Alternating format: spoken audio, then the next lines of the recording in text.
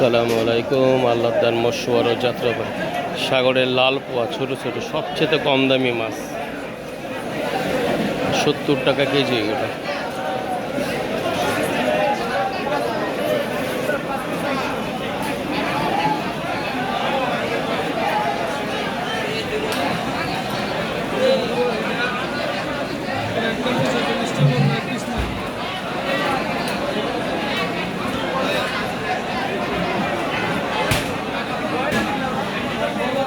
সাগরের লাল পোয়া ছোট সাইজ।